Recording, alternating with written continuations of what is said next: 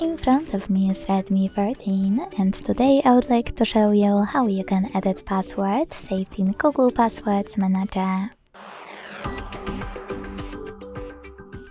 Begin by launching Settings and scrolling down to Access, Google over here. Then tap on All Services, Autofill, Autofill with Google and Google Password Manager. Now tap on any password and enter your screen lock to access Edit button. Following that, change wherever you want to, and when you finish, hit Save at the top right corner. Thanks so much for watching. If you enjoyed this video, leave a like, comment and subscribe.